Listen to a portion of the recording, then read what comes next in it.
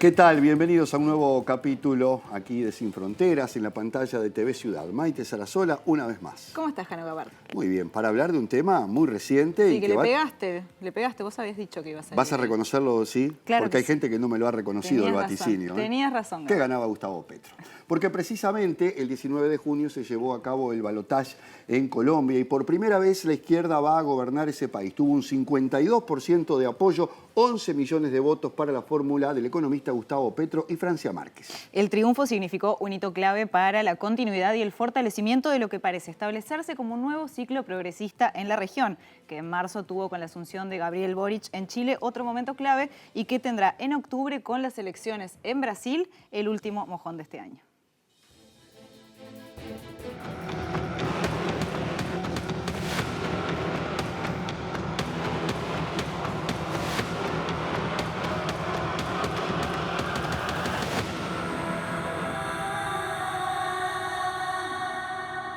Y el 7 de agosto va a asumir el economista Gustavo Petro la presidencia de Colombia, sumándose así a los mandatarios con pasado guerrillero que llegan al poder mediante la elección popular en América Latina. Dos de los ejemplos más reconocidos son los del expresidente José Mujica y la expresidenta brasileña Dilma Rousseff. Y ese 7 de agosto también va a ser la primera vez que una mujer afrodescendiente asuma como vicepresidenta en un país que está marcado por los contrastes y por la desigualdad más profunda de la región. Con una población de 50 millones de habitantes, casi 40% vive en la pobreza y el 45% sobrevive en la economía informal en Colombia. Pero además de las desigualdades que recorren nuestro continente hasta convertirlo en el peor del mundo en este sentido, en Colombia la violencia institucional y la persecución política y social lo hacen uno de los países con más asesinatos de dirigentes políticos, sociales e indígenas. Al conocerse los resultados, Petro habló de un cambio de rumbo en Colombia y que a partir de ahora comenzaba a escribirse otra historia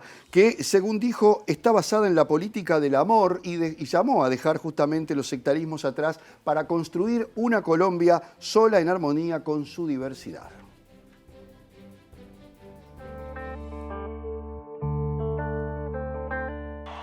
Aquí lo que viene es un cambio de verdad, un cambio real.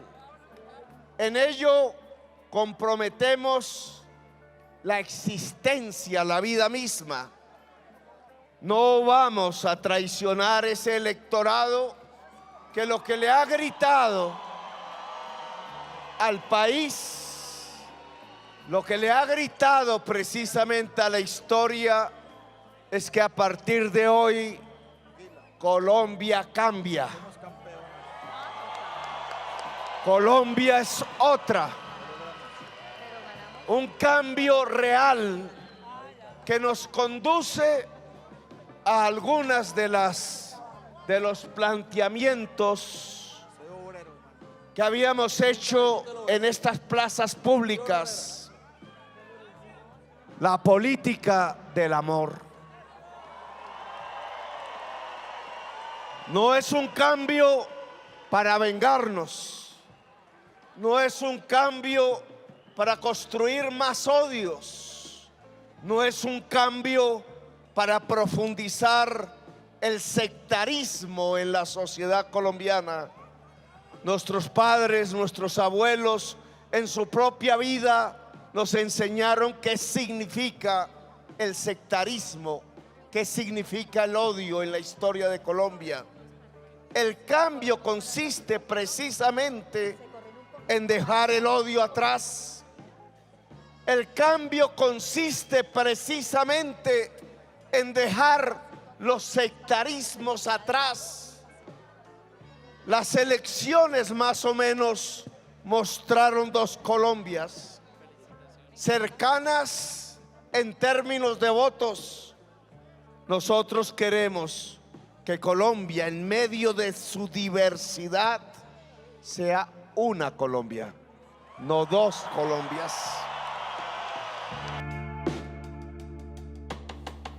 Y Francia Márquez ha repetido una y mil veces durante esta campaña electoral que el pueblo colombiano merece vivir sabroso, refiriéndose con esto a vivir sin miedo, en dignidad y con garantía de derechos. En la noche del domingo pasado, ya como vicepresidenta electa, dijo que el suyo va a ser un gobierno de los nadies y las nadies de Colombia, que llega para reconciliar a la nación colombiana. La vemos.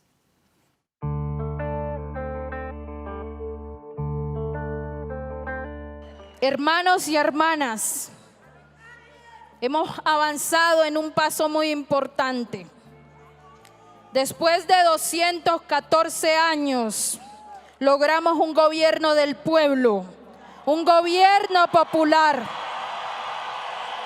el gobierno de la gente de las manos callosas, el gobierno de la gente de a pie, el gobierno de los nadies y las nadies de Colombia.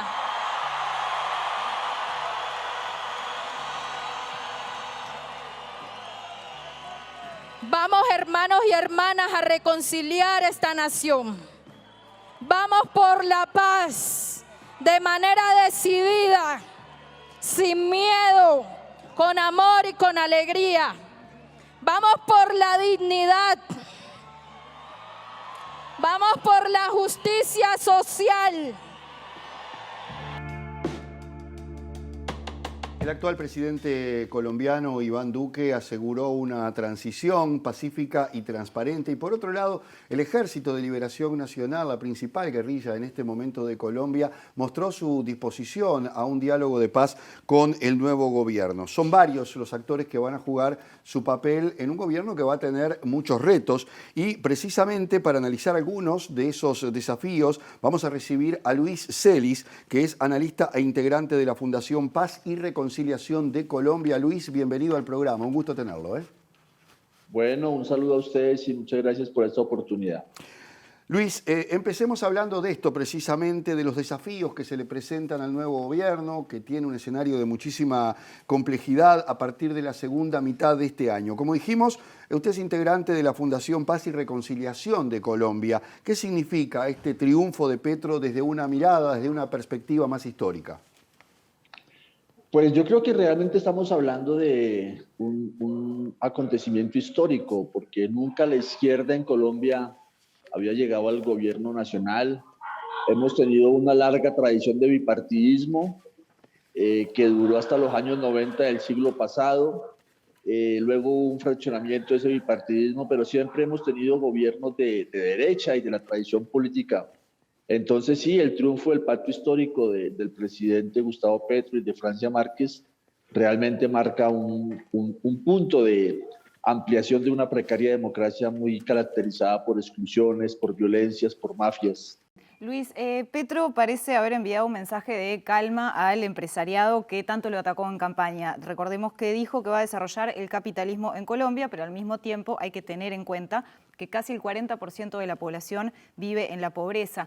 ¿Qué se espera de este gobierno en lo que refiere al plano económico? ¿Cómo te parece que van a hacer para lidiar justamente con el empresariado y también con estas cifras que son tan complejas?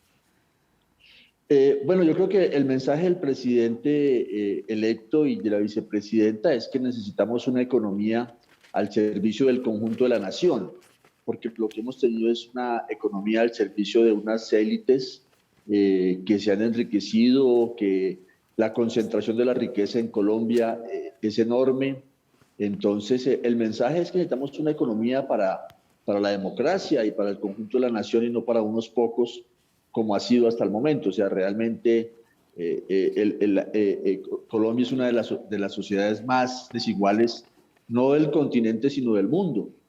Entonces, el mensaje es que este es un gobierno para democratizar la economía, las oportunidades, y eso tiene como base el conocimiento, la propiedad rural que está tremendamente concentrada. En Colombia, el 3% de los propietarios controlan casi el 40% del territorio, para mostrarles un indicador de la concentración y la inequidad. Entonces sí, la construcción de una democracia de calidad pasa por una economía que tenga un sentido también democrático y de redistribución de la riqueza. Luis, durante la campaña electoral, Petro ha tenido una relación tensa con la cúpula militar, incluso vinculándola con el Clan del Golfo, el principal grupo narco del país. ¿Cuánto peso van a tener las fuerzas militares o los sectores militares en Colombia? ¿Y qué características tendría que tener el Ministerio de Defensa del gobierno de Petro para hacer frente a esta situación?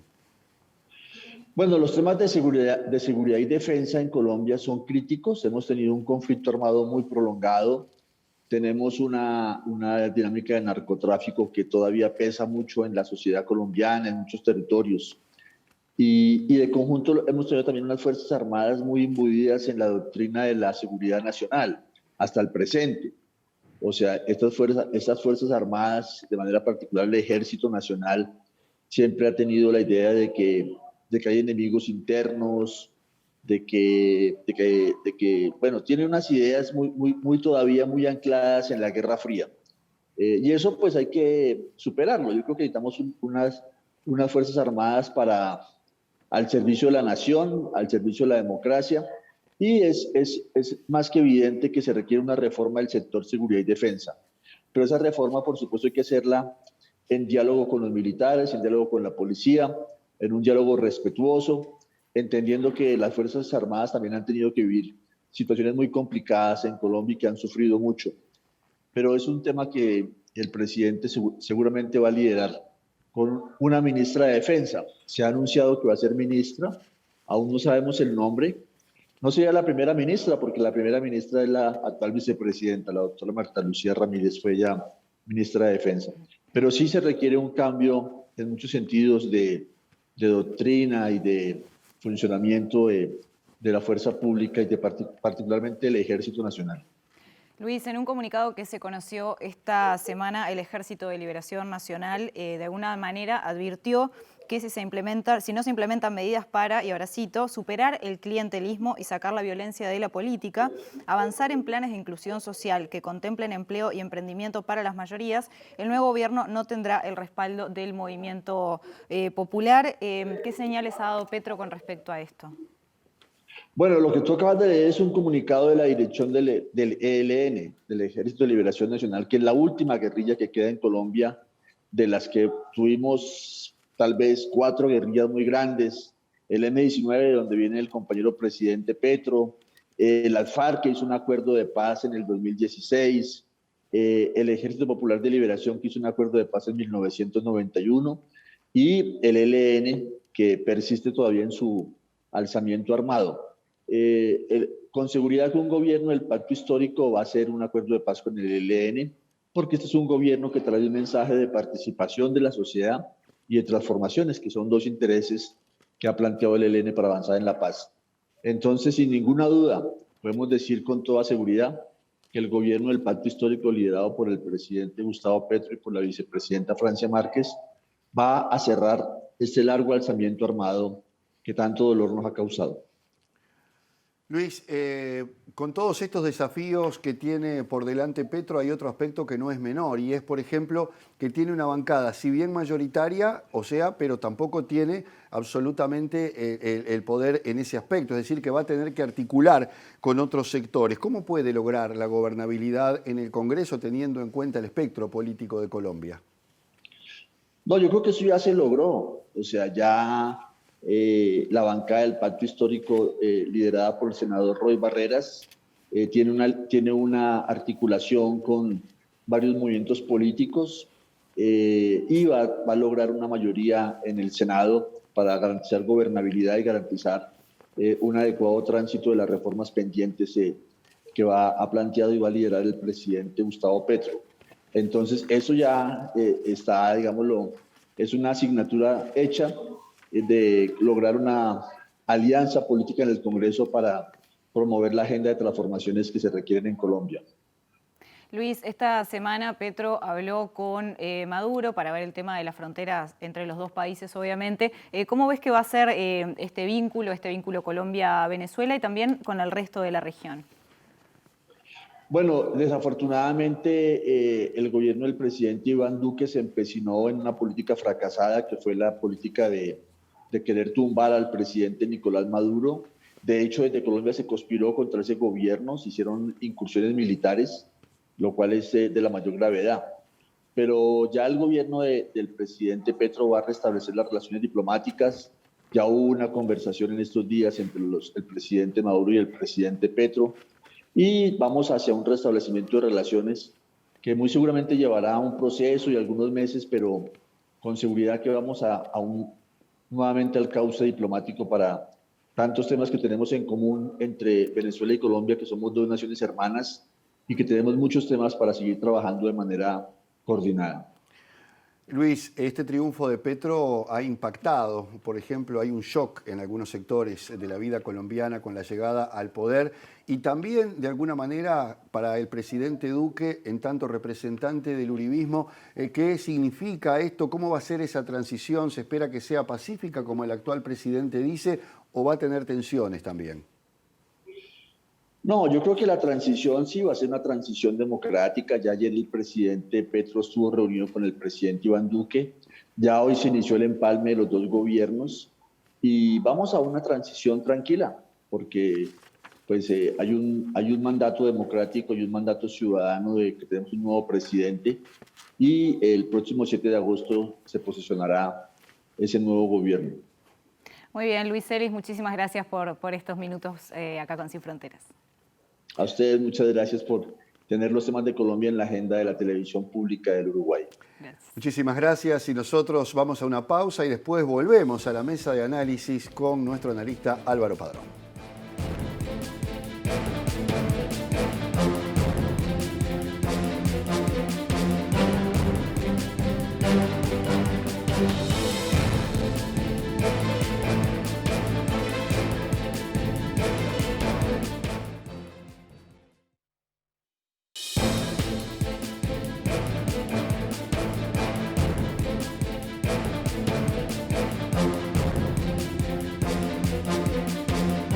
Segundo bloque de Sin Fronteras y continuamos analizando los resultados de estas elecciones en Colombia. ¿Qué significan para el país y para la región también? Para hablar de eso recibimos, como siempre, a Álvaro Padrón. Bienvenido. Muchas gracias, una alegría estar de nuevo con ustedes y con el equipo. Una alegría tenerte acá de vuelta. Y déjame, antes de que me acompañe, si no el reproche hasta fin de año, hacer lo mismo que hiciste al comienzo, que es reconocerle a nuestro conductor estrella, que acertó 3 semanas antes de la elección, cuando después de la primera vuelta era todo muy parejo, así que gol. Agradezco los elogios. Tenés que recordar que con Scholz pasó lo mismo, ¿no? Sí, no, lo tuyo ya es una certeza, o sea que... Si hubiera algún yo diría que en Brasil estarían ahorrándose encuestas, que tendrían que llamar. Está cantado, no tiene gracia. Uy, ya lo dijo, ya quedó grabado. Claro. Bueno, Álvaro, entonces comencemos pensando en este resultado, en los desafíos que repasábamos en el primer bloque, de muchísima desigualdad, es un país que tiene bastantes complejidades. ¿Qué te parece que significa este resultado para Colombia? Sí, fue muy interesante, ¿no?, que Luis fuera repasando los desafíos. Quiero decir además al principio que hay que estar contentos, ¿no? Y no es un problema del resultado en sí, sino de que una situación muy compleja que estaba viviendo Colombia se resuelva por el voto popular. Es decir, que una elección esté laudando un periodo. Recuerden que antes de la pandemia había estallido social y protestas sociales en Colombia, como lo hubo en Chile. La pandemia, de alguna manera, congeló esa situación. Algo parecido está pasando ahora en Ecuador y es muy delicado. Entonces, que en 2 países tan importantes, donde el estallido social parecía que daba vuelta a todo, las elecciones, el voto popular, la democracia, resuelve esa situación, y yo creo, o por lo menos la encausa, y yo creo que como la democracia la está pasando mal en el planeta, hemos hablado mucho de eso, hay que festejar esto y que esté ocurriendo en nuestra región. Entonces, es una buena noticia, nos cuesta mucho en esta mesa, cuando hablamos de temas internacionales, traer buenas noticias, y creo que hay que decirlo. Y me parece que está faltando un poquito ese clima, que sin embargo en Colombia se vive, porque hablan de esperanza, hablan de alegría.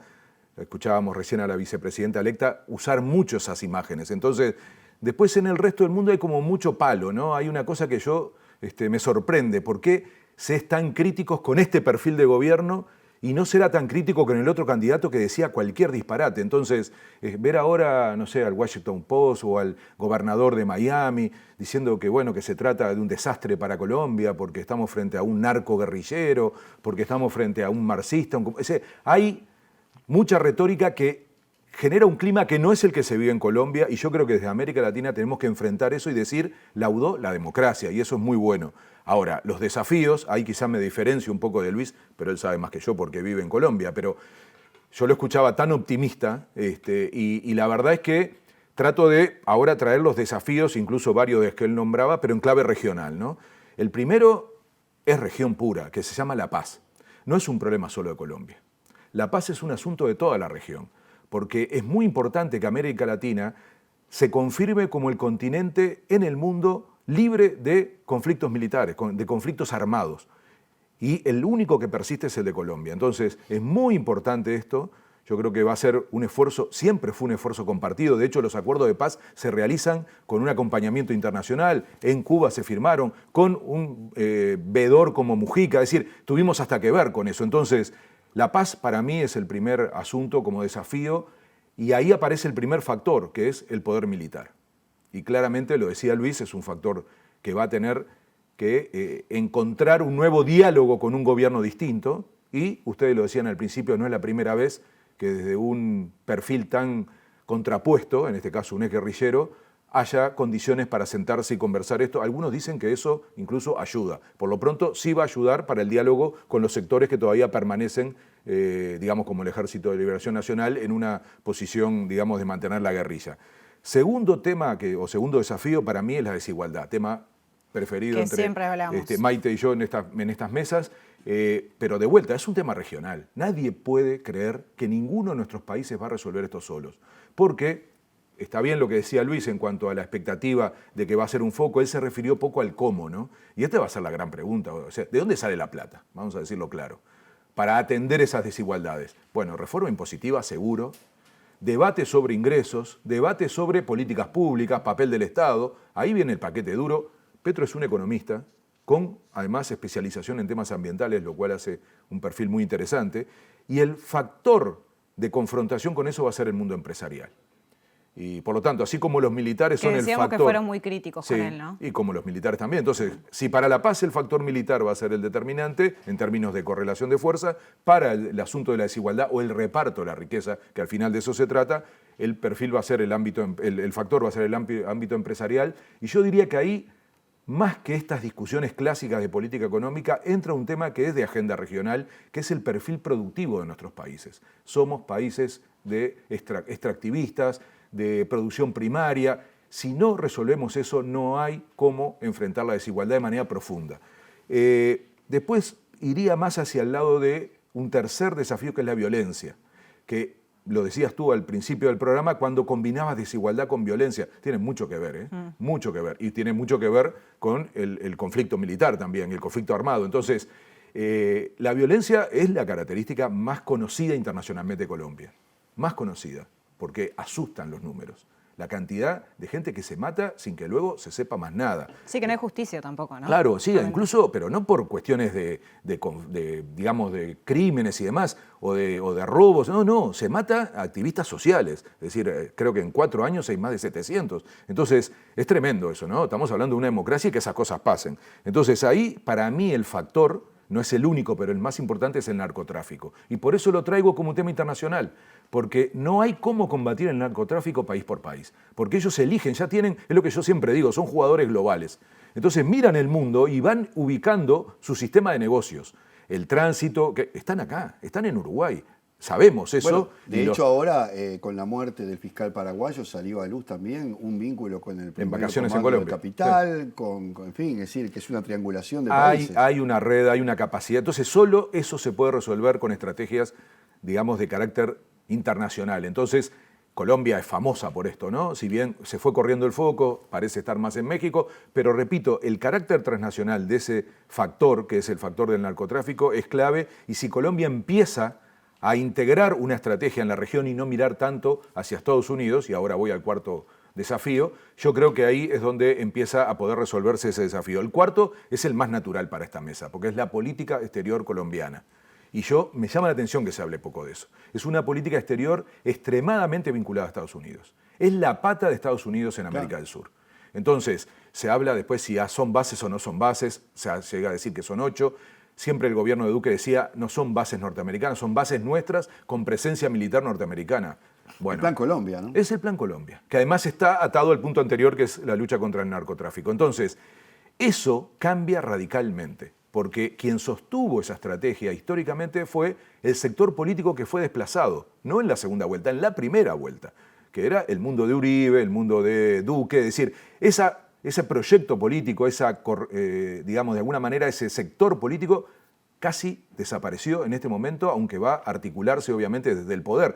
Pero en ese sentido el cambio es impresionante y por lo tanto vamos a tener un cambio radical de lo que es la posición de política exterior. Podía agregar, pero no me gusta sumarme al griterío general, que va a cambiar también la política con Venezuela, pero eso se utiliza tanto en clave electoral para dar manija y tiene tan poca sustancia que da vergüenza. Sin embargo, el gobierno de Duque jugó mucho con eso. ¿Se acuerdan los encuentros del Grupo de Lima, que se llamaba Grupo de Lima, pero las reuniones se hacían en Colombia porque eran con la frontera y se llegó a ver una reunión de expresidentes, ya todos, ¿se dan cuenta, no? Todos expresidentes que se juntaron allí para decidir incluso una invasión a Venezuela, haciendo que cruzara Guaidó. No sé si se acuerdan todo ese juego que hubo. Ahora nos olvidamos un poco, pero digamos... Con artistas y cantantes. Exactamente, y esa idea de que el gran asunto de la política exterior era dar vuelta al gobierno de Venezuela, ha perdido tanta legitimidad, entre otras cosas por las posiciones últimas del gobierno de Estados Unidos, ¿no? Entonces, eso fracasó y por lo tanto, cuando aparecen las iniciativas de Duque con respecto a Venezuela, son infinitamente menores que las decisiones que tome el nuevo gobierno, el gobierno de Petro, en relación a Estados Unidos, que ahí sí el cambio va a ser determinante. Pero no quiero dejar de decir algo que no es un desafío, sino para mí es una gran iniciativa y el buque insignia de este gobierno, que para mí no es el gobierno solo de Petro, es el gobierno de Gustavo Petro y de Francia Márquez. Por eso hace muy bien Luis en decir todo el tiempo, y eso no es común, ¿eh? Si ustedes observan, se habla poco en general de las o los vicepresidentes. Aquí va a tener mucho peso la vicepresidenta porque viene para mí el buque insignia del gobierno, que es enfrentar el cambio climático. Es decir, tener ese tema como una bandera, parecido a lo que hizo Boric en la campaña electoral y está haciendo en su gobierno. Habla de una nueva izquierda eso. Tenemos que entender que no, por más que, y ahora podemos tocar el tema del nuevo ciclo, lo que tenemos que entender que no es lo mismo que lo anterior. Son figuras nuevas, liderazgos nuevos con agendas nuevas. No es casual que Francia Márquez sea una militante ambiental, además de negra, joven, pobre, mujer, o sea, todos los condimentos de una enorme transformación, pero uno en particular, que ella desde los 14 años trabajó en una mina, a los 16 como empleada doméstica, y su ruta en la militancia, además de haber estudiado y ser abogada, es básicamente el enfrentar el extractivismo. Colombia depende más del 30% del petróleo, entonces no es fácil si volvemos a la pregunta de cómo atender la desigualdad y dónde sale la plata.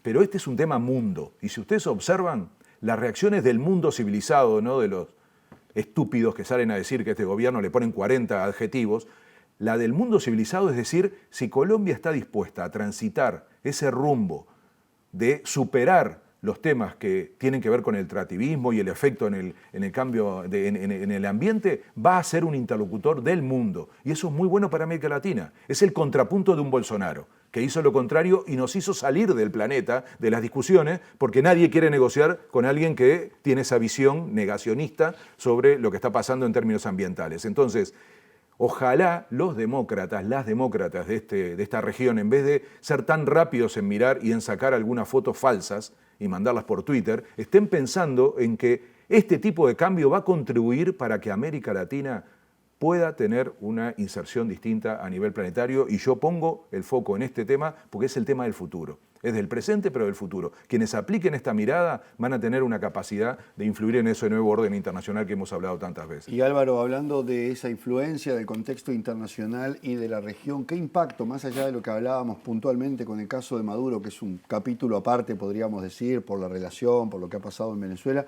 en el resto de la región, qué impacto va a tener la presencia de un gobierno de estas características? Enorme, enorme porque, en primer lugar, porque estamos hablando de un país que en breve va a ser el segundo más grande de América del Sur, va a desplazar a Argentina. Todas las tendencias demuestran que después de Brasil va a ser el segundo país más grande de América del Sur. O sea, estamos hablando de una potencia, en varios temas, en temas económicos, en temas productivos, en temas poblacional.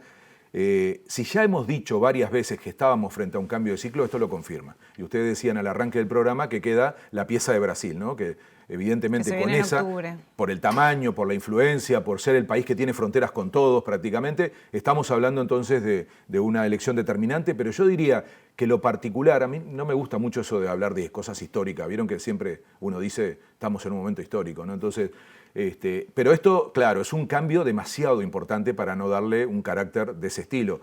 Se decía, ¿no? 214 años con el mismo tipo de gobierno. Primera vez. Y si observan, y acá sí hay un dato interesante, después tendremos que pensar si no hacemos un programa, ¿no? Sobre qué significa ese nuevo ciclo, qué diferencias, hacia dónde iría, con qué liderazgos, con qué agendas. Pero en este caso es un diferencial con el anterior seguro, porque Colombia nunca estuvo en ese grupo, digamos, de gobiernos de izquierda, nunca en la historia, porque nunca tuvo un gobierno de izquierda. Entonces, esto es relevante y yo les diría que incluso puede demostrar que el próximo ciclo tiene más países involucrados que el ciclo anterior. Entonces, yo creo, y aquí sumo otra reflexión que la hemos trabajado mucho en el programa, que además del cambio de ciclo político, lo más importante es el cambio del contexto internacional, para pensar esto que Jano preguntaba de cuál sería el efecto. Ahí me animo a decir que estamos frente a una oportunidad.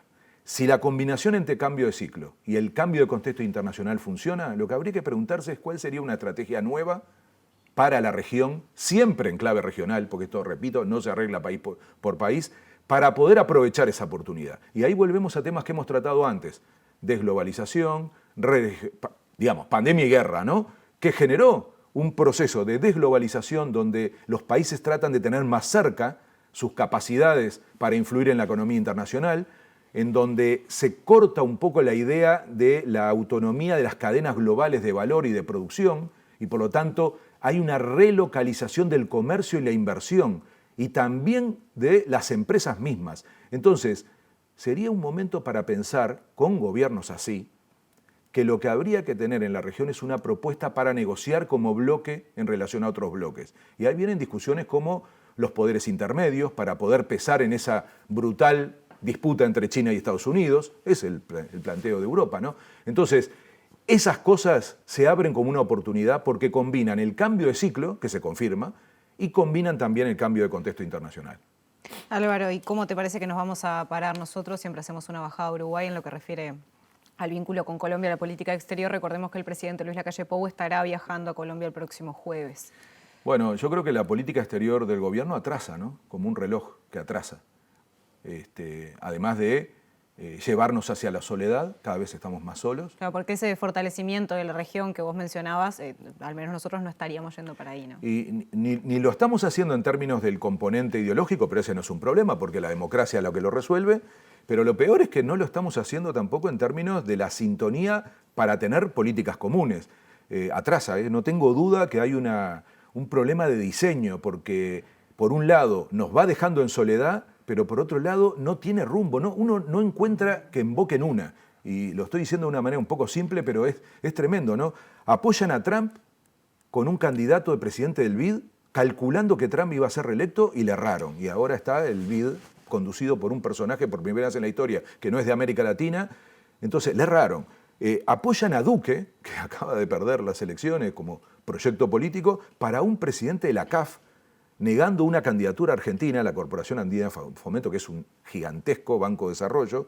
Nos peleamos con Argentina, acordamos con Bolsonaro que, si acierta Jano, va a salir. Claro, ahí vamos a quedar solos, ¿no? Y vamos a quedar solos, y además solos. nos soltó la mano en cuanto pudo. Visitamos el Reino Unido, que se fue de Europa con el Brexit. Hablamos con Turquía, que está peleada con el resto de Europa.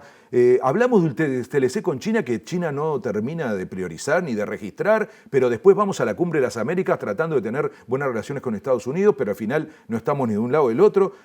No sé, yo no veo rumbo y veo que una tras otra son cosas que no funcionan y que no se entienden. ¿Y cómo se puede entender que un presidente va a ir a visitar a un expresidente 2 semanas, 3 semanas, un mes antes de la asunción del próximo presidente? Que además ya adelanta el propio presidente que no puede viajar 2 veces. Entonces, ¿qué prioriza? ¿A un amigo? ¿A un amigo ideológico cuando siempre se dijo que la política internacional no iba a estar asociada a la ideología? ¿Por qué hace ese viaje? ¿Por qué no apuesta hacia el próximo gobierno en Colombia que va a durar 5 años? Difícil de entender, ¿eh? Entonces, Yo creo que estamos en un mal momento de la política internacional, además de todos los detalles que luego uno se entera, ¿no? Y de esas discusiones que hay sobre el comportamiento de la Cancillería. Pero en este caso hay mucho de diplomacia presidencial. Y por lo tanto, ya que le gusta hacerse cargo a nuestro presidente, se tiene que hacer cargo de que la política internacional no está funcionando, no tiene rumbo, no está dando... Y todavía encima vivimos diciendo que el Mercosur es un lastre, que en realidad, independientemente de la necesidad de una reforma del Mercosur, es nuestra única opción para pesar en el mundo. No funciona más ir cada uno suelto, ya pasó en Chile, quisieron instalar ese modelo y se demostró que no. Entonces, si esto está pasando, lo que acabamos de decir, que hay una sintonía en el continente, como para poder pensar desde otro lugar, Uruguay tendría que ser parte de eso y no alejarse. Álvaro, en el próximo bloque vamos a estar hablando de lo que ocurrió en Francia con el triunfo de la izquierda, de la nueva Unión Popular Ecologista y Social, NUPES, donde Macron ya no tiene la mayoría, haciendo una mirada global. Bueno, ¿qué vínculos y similitudes tiene esto con nuestra región y qué impacto puede llegar a tener también? Sí, está muy bueno el próximo bloque porque seguro que nos van a poder mostrar lo que significa el cierre de una elección, ¿no? Con la parte legislativa y una elección que trajo de todo tipo de novedades, ¿no? A mí se me ocurren en esto que me pregunta Jano 3 conexiones, ¿no? Para hablar de algo que nos acerca a la región o con nuestra realidad.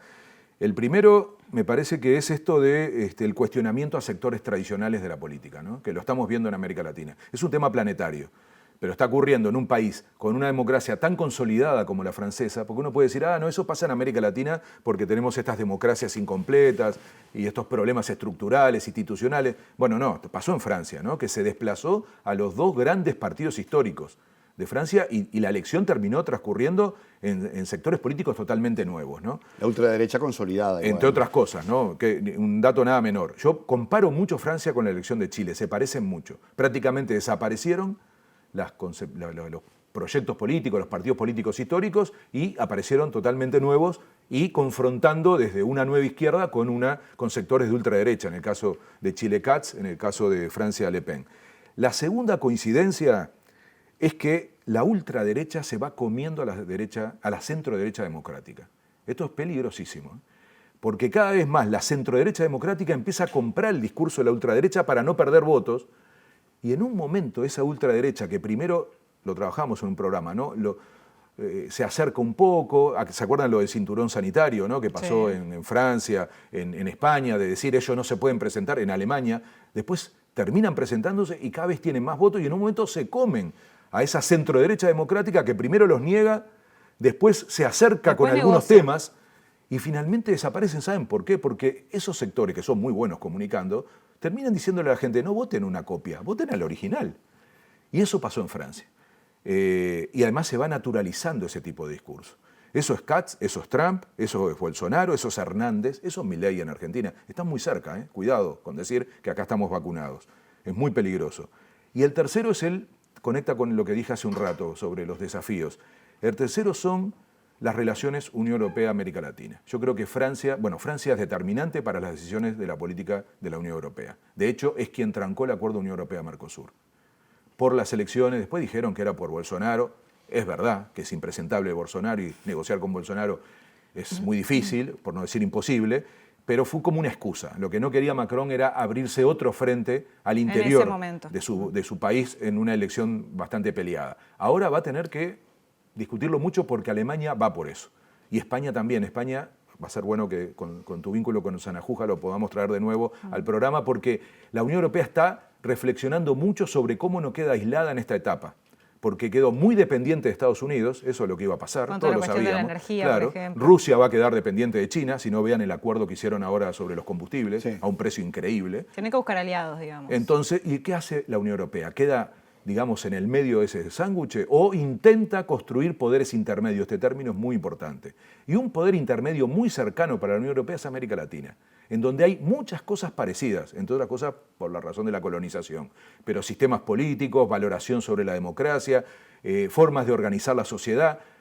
El hecho de la integración regional como la forma de insertarse en el mundo es un invento europeo que se trajo mucho para América Latina. El Mercosur tiene mucho de eso.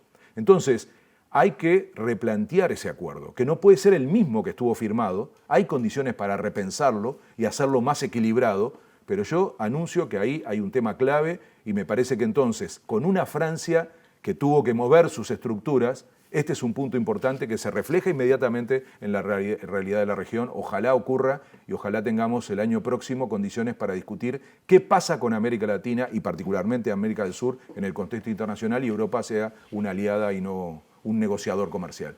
Álvaro Padrón, como siempre, un gusto escucharte. Muchísimas Muchas gracias. Bueno, quédense que en el próximo bloque, como decíamos, nos vamos a estar metiendo con las elecciones legislativas de Francia. Ya venimos.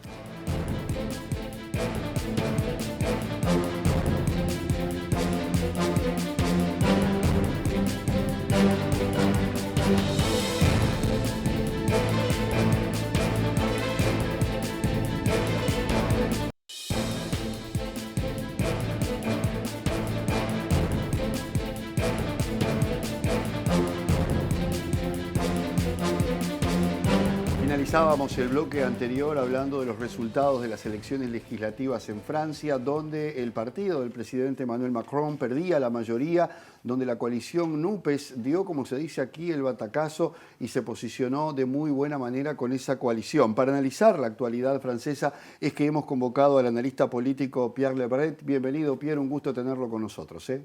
Muchas gracias. Pierre, hace un tiempo usted escribió en El País de Madrid que la izquierda latinoamericana debe articularse desde la diversidad, acordando sobre lo fundamental, negociando lo secundario, pero avanzando juntos. ¿Se puede decir que la izquierda francesa ha tomado este camino en este nuevo periodo? La verdad que hay muchas veces en que América Latina mira a Europa con mucho interés. Yo creo que Europa está mirando también las experiencias de América Latina en cuanto a la construcción de mayorías de izquierda. Y yo creo que sí, yo creo que en Francia, con el liderazgo de Jean-Luc Mélenchon, lograron una dinámica de cara a estas elecciones legislativas que que se realizaron el domingo pasado.